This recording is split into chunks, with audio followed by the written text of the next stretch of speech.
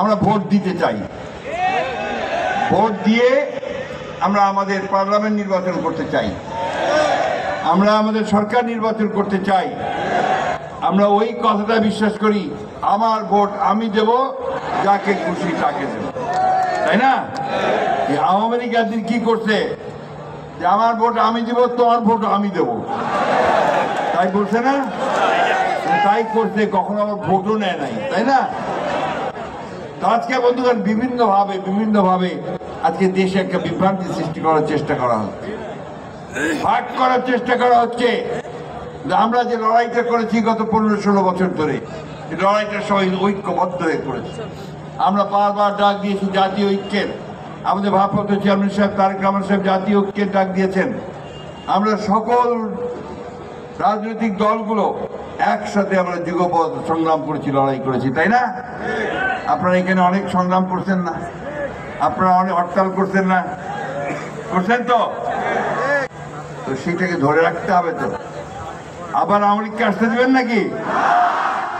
তাহলে আমাদেরকে ধৈর্য ধরতে হবে, ঐক্যবদ্ধ থাকতে হবে। এবং সবচেয়ে বড় যে কথাটা বললাম, যে এই গার্মেন্ট ফ্যাক্টরিগুলোকে, আমাদের অন্যান্য ফ্যাক্টরিগুলোকে আমাদেরকে রক্ষা করতে হবে। ভাই, খুব দুঃখের কথা, আজকে আমি এখানে আসার আগেই আপনারা প্রাণ গোষ্ঠীকে চিন, প্রাণের জুস, প্রাণের মশলা, এগুলো খুব পপুলার না, খুব বেশি চলে। তো তার যিনি মালিক সেখানে আমাদের অফিসে আসছিলেন, খুব দুঃখ করে বললেন যে আমরা তো এখানে উৎপাদন করছি, সেই উৎপাদন ভারতের সঙ্গে পাল্লা দিয়ে আমরা বিদেশেও রপ্তানি করতে পারছি, কিন্তু এখন আমাদের বিরুদ্ধে ষড়যন্ত্র শুরু হয়েছে, আমাদের ফ্যাক্টরিগুলোতে গোলমাল করার চেষ্টা করা হচ্ছে, সেখানে আমরা কোনো প্রোটেকশন পাচ্ছি না।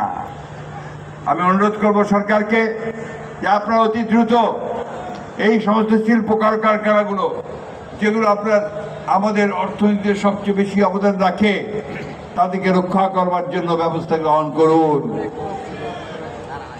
টাস্ক ফোর্সের ভিত্তিতে, জরুরি ভিত্তিতে আপনারা এই ব্যবস্থা গ্রহণ করুন। আপনারা মালিকদের সঙ্গে, শ্রমিকদের সঙ্গে, শ্রমিক ভাইদের সঙ্গে সভা করুন, কথা বলুন এবং তাদের মাধ্যমে এই দেশকে রক্ষা করার চেষ্টা করুন। আমি বক্তব্য দীর্ঘ করব না, আমি আপনাদের সামনে আগের মতো জ্বালাময়ী বক্তৃতা করব না। আমি শুধু একটা কথা আপনাদেরকে আবারও বলতে চাই যে অনেক কষ্ট করে, ভাই, একবার 1971 সালে আমরা স্বাধীনতা যুদ্ধ করেছিলাম। এখানে যে হাসান ভাই বসে আছেন আর অনেকে আছেন যারা আমরা স্বাধীনতা যুদ্ধ করেছি। সেদিন পাকিস্তান সেনাবাহিনীর বিরুদ্ধে, গণহত্যার বিরুদ্ধে আমরা রুখে দাঁড়িয়েছিলাম। এবং এই আপনাদের গাজীপুর ছিল একটা বড় একটা জায়গা যেখানে প্রতিরোধ সৃষ্টি হয়েছিল পাকিস্তান সেনাবাহিনীর বিরুদ্ধে, সেদিন মানুষ রুখে দাঁড়িয়েছিল, তাই না? তখনও ওই আওয়ামী লীগ 72 সালে ক্ষমতায় এসে আমাদের সেই স্বপ্নকে, চেতনাকে সে ধ্বংস করে দিয়েছিল। আবারও এবারও 2008 সালে ক্ষমতায় আসার পর থেকে সে পরিকল্পিতভাবে গণতন্ত্রকে ধ্বংস করেছে, আমাদের অধিকারগুলোকে ধ্বংস করার চেষ্টা করেছে, দেশকে আবার একেবারে শূন্য কপট দক্ষিণ করার চেষ্টা করেছে। আমরা সেখানে আর ফিরে যেতে চাই না। চাই আমরা, আমাদের বয়স হয়ে গেছে, আমরা কিছুদিন পরে এই পৃথিবীতে থাকবো না, কিন্তু এই তরুণরা থাকবে, এই যুবকরা থাকবে, এই ছাত্ররা থাকবে, শ্রমিকেরা থাকবে, তাদের দেশটাকে তাদের মতো করে গড়ে তুলতে হবে বন্ধুগণ। আজকে নতুন বাংলাদেশ গড়ার কথা এসেছে, আমরাই বলেছি 2 বছর আগে 31 দফা দিয়েছিলাম, বারবার করে বলেছি যে 31 দফার ভিত্তিতে দেশের সত্যিকার অর্থে গণতান্ত্রিক রাষ্ট্র নির্মাণ করতে হবে, মানুষের অধিকারগুলোকে নিশ্চিত করতে হবে।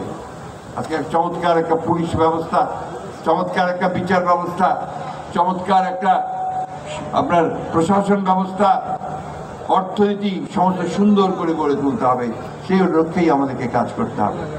আসুন আজকে আমরা সেই শপথ নেই যে এখন আমরা আমাদের কলকারখানাগুলোকে আমরা রক্ষা করব, আমাদের শ্রমিকদের সঙ্গে, মালিকদের সঙ্গে আমরা ঐক্যবদ্ধ হয়ে কাজ করব, এবং সেটাই হোক এখন এই মুহূর্তে আমাদের সংগ্রাম। আর চোখ কান সোজা রাখা, একসাথে কাজ করার জন্য করতে হবে। আর শত্রুরা আবার যেন আমাদেরকে ক্ষতি করতে না পারে, বাংলাদেশ স্বাধীনতা কেড়ে নিতে পারে, তার জন্য আমাদেরকে ঐক্যবদ্ধ হয়ে সতর্ক থাকতে হবে। ঠিক আছে? সবাই একমত? আমাদের নেতা তারেক রহমান সাহেব আমাদেরকে যে নির্দেশ দিয়েছেন সেটা আমরা পালন করব। ম্যাডাম খালেদা জিয়া যে বলেছেন সেটা আমরা পালন করব। আসুন আমরা সেই লক্ষ্যে সমস্ত রাজনৈতিক দলগুলোকে আহ্বান জানাচ্ছি, আসুন এখন আর আবার বিভাজন সৃষ্টি করার যে চক্রান্ত তাকে রোধ করে দেন, রোধ করে দিয়ে সবাই ঐক্যবদ্ধ হয়ে আমরা এই দেশকে যেন আবার গড়ে তুলতে পারি সেই লক্ষ্যে আমরা কাজ করি। সকলকে ধন্যবাদ। আসসালামু আলাইকুম। শফিক ভাই থেকে আমি বিশেষভাবে ধন্যবাদ জানাচ্ছি। ভালো থাকবেন, সুস্থ থাকবেন। আসসালামু আলাইকুম।